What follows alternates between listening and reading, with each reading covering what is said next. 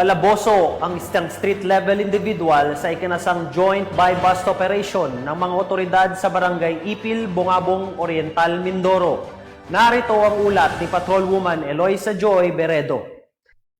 Isang street-level individual sa ikinasang joint anti-illegal drug operation sa Bungabong Municipal Drug Enforcement Team kasama ang Provincial Drug Enforcement Unit, Regional Special Operation Group 4B at Regional Police Drug Enforcement Unit Oriental Mindoro sa pakikipag-ugnay sa Philippine Drug Enforcement Agency 4B noong ika-3 ng Mayo taong kasalukuyan sa Barangay Ipil, Bungabong, Oriental, Mindoro. Kinilalang suspect na si alias John, 56 anyos, balo, walang trabaho at residente na nasabing barangay. Inaresto ito matapos makabili ng isang sachet na pinaghilang shabu kapalit ng 1,000 pesos ang nagpanggap na pusher buyer sa suspect.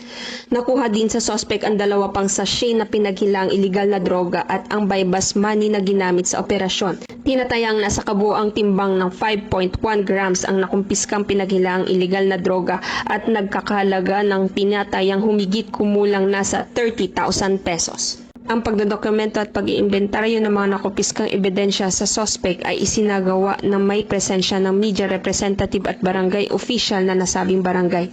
Nasa kustodiya ng Bungabong Municipal Police Station ang suspect at isa sa ilalim sa drug test. Samantalang dadalhin naman sa Philippine Drug Enforcement Agency Office ang mga ebidensya para sa eksaminasyon at dokumentasyon ng mga ito.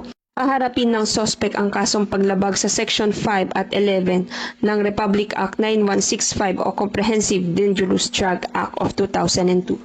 Ang matagumpay na operasyon kontra illegal na droga at pagkaaresto ng mga drug personality sa lalawigan ng Oriental Mindoro kagaya nito ay bunga ng mas pinaigting na kampanya kontra illegal na droga, gayon din sa pakikipagtulungan at pagmamalasakit ng mamamayan at mga komunidad.